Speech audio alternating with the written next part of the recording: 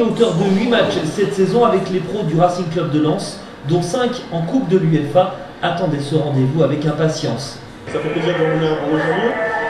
Si moi j'ai dit que je voulais m'adresser avec l'équipe nationale, je n'ai pas eu du tout, donc je suis content, il y a une belle après-midi, un bon match de foot et la victoire au but, donc bon après-midi. Le jeune attaquant lensois a d'ailleurs été au rendez-vous en inscrivant le 4e but français en toute fin de rencontre, Kevin Monet-Paquet, qui aurait même pu porter le maillot lyonnais. C'est comme ça, c'est le football, hein. Ils étaient dessus, mais bon, j'avais déjà signé à Lens, mais je le retrouve aujourd'hui, et si un jour je peux revenir à Lyon, pourquoi pas, ça fait plaisir à tout le monde. Toute cette joyeuse bande se retrouvera en mai en Israël pour le Tour élite des moins de 19 ans, avec la démonstration fournie mardi après-midi. Cette équipe de France a de beaux jours devant elle. Voilà, on est retour sur le plateau de Toel System. Quand tu vois ces jeunes joueurs, ça te renvoie à quelques années, ça te... Explique-moi, ça te... Ouais, c'est bien de voir. En plus, c'est l'équipe de France, donc un jeune de l'équipe de France.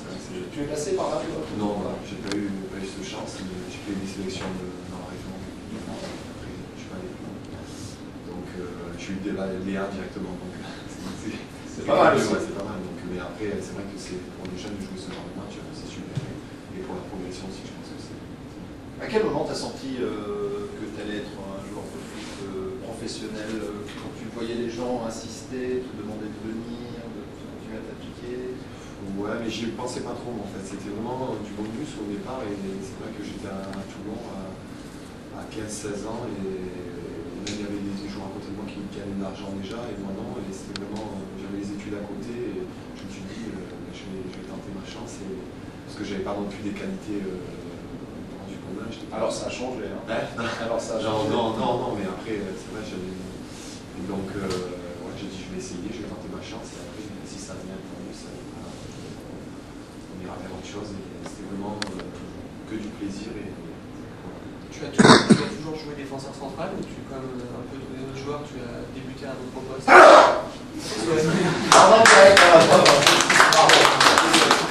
Non, j'ai toujours joué derrière, voire un peu au milieu de terrain. Tu feras attention, tu es nu ici. Ouais. Bon, allez, on passe à la rubrique de Marie-Mine, puisque dans les médias cette semaine, ça a un peu découpé, hein, soyons clairs, non? Un peu.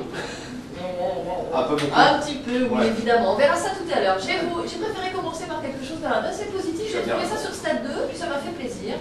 Un petit rappel, une piqûre de rappel sur le début du championnat.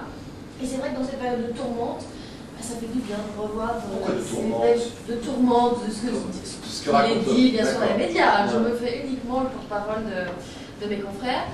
C'est pas désagréable de revoir ces images. On voit aussi sur le terrain des joueurs qui sont déjà l'œil, qui sourient, qui engrangent des points aussi. Regardez ça, c'était sur Stade 2. Allez, on y va. Parce qu'on est en fin de cycle, parce que certains joueurs sont plus fatigués que d'autres. Rien à voir avec le début de saison tonitruant. 3 buts à Nantes, 2 à Bordeaux, 4 à Nice et contre Lille, 4 à Marseille. Le 22 octobre, Lyon a déjà 8 points d'avance au classement de Ligue 1. Et ça continue. 3 buts contre le Paris Saint-Germain. 4 buts à Lens. À Noël, Lyon a 17 points d'avance au classement. Le Roi Lion est déjà champion de France.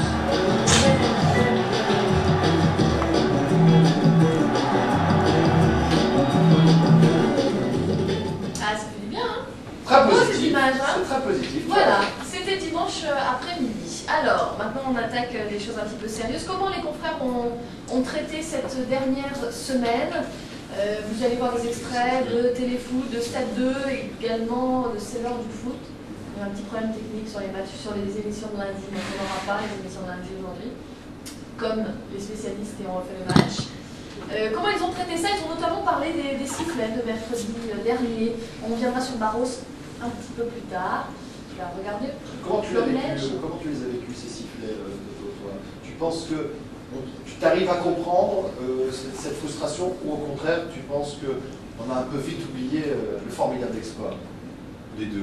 C'est vrai que en tant que joueur, ça fait toujours mal de se faire siffler, surtout après la saison qu'on a faites et voilà tout ce qu'on a donné, parce que je pense que quand on voit le match contre Rennes, on a essayé. Après, c'était une équipe difficile à jouer, c'est la deuxième meilleure défense. Ils n'ont pas eu une frappe au but contre nous. Quand je les vois jouer contre Toulouse après le week-end d'après, je me suis dit c'est pas possible, c'est pas la même équipe. Ils ont carrément fermé le jeu et voilà, tant qu'on n'arrive pas à marquer ce premier but, c'est dur d'avoir des espaces. Et on n'a pas réussi contre Rennes, mais on a tout donné. Et voilà, après, bon, je comprends aussi peut-être les supporters qui.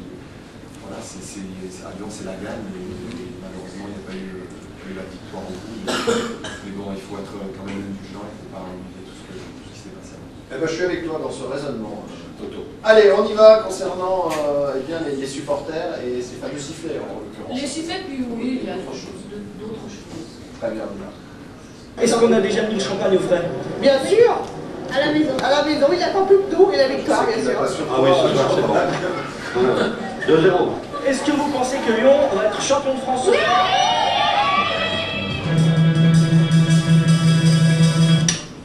Personne pour accueillir les champions de France mercredi à Gerland. Le Roi Lion ne fait plus peur depuis plusieurs semaines malgré son 6e titre historique.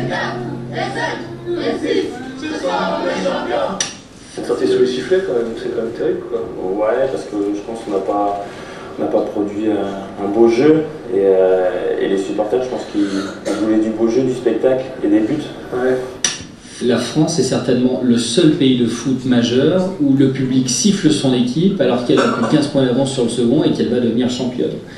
Si vous allez en Angleterre, vous ne verrez jamais ça. De la même façon, également en Italie où il y a des problèmes et les stades se désemplissent et on voit effectivement moins d'enfants et moins de femmes aller au foot, on ne verrait pas ça non plus en Espagne. Quand on va dans un stade, c'est pour respecter les gens. C'est quand on est supporter, et c'est bien quand on est supporter, c'est pour pleurer avec l'équipe quand elle perd, c'est pour rire quand elle gagne, c'est s'identifier à une équipe, c'est pas prendre que le bon côté et dire le soir au boulot, moi je suis supporter de Manchester, on a gagné, ou c'est quoi. Non mais ça c'est trop facile. On a gagné, ils ont perdu. Mais ça c'est pas facile. C'est passé un nombre de trucs depuis l'élimination contre la Roma, là on a vu des trucs, enfin je veux dire, Fred qui a été mis à l'amende, Diarra qui a été écarté du groupe, Juninho qui fait du chantage à ses dirigeants pour son contrat, Coupé qui lui prend la roue. La relation Aulas-Souillet, c'est assez incompréhensible. Aulas qui dit qu'Ouillet va rester, sachant pertinemment que si Ouillet reste, il va y avoir un problème parce qu'il a quand même 50% du vestiaire qui est un petit peu hostile. Le titre sous les sifflets. Il faut parler des choses comme ça. On ne peut pas accepter le public lyonnais, et j'adore les Lyonnais, qui sifflent leur équipe parce qu'ils savent. Mais qu'est-ce qu'ils veulent, le public lyonnais? Ils sont gâtés, ils se rendent compte qu'ils ont un président qui, jour et nuit, fait en sorte d'avoir le plus gros budget parce qu'il faut y penser.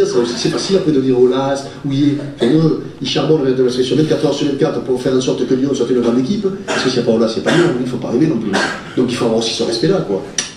Ambiance curieuse aussi dans les vestiaires. À la question l'OL est-il champion? Les avis divergent. On est champion, c'est tout. Vous vous êtes réveillé comment ce matin? Champion ou moyen champion? On peut dire qu'on est champion, après c'est sûr qu'on peut attendre Auxerre pour vraiment être sûr. Vous êtes champion ou vous n'êtes pas champion? Mais à moitié champion, je dirais. On a vécu une drôle de fin de soirée à Lyon, à Gerland. Coup de sifflet final, le public siffle.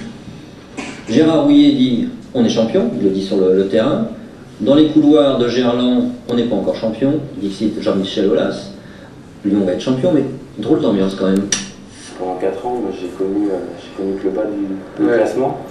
Donc ça fait du bien, même si ici j'ai l'impression que les supporters et les gens sont un peu blasés, j'ai l'impression, du titre. Champion de France, évidemment, pour la 6e année consécutive.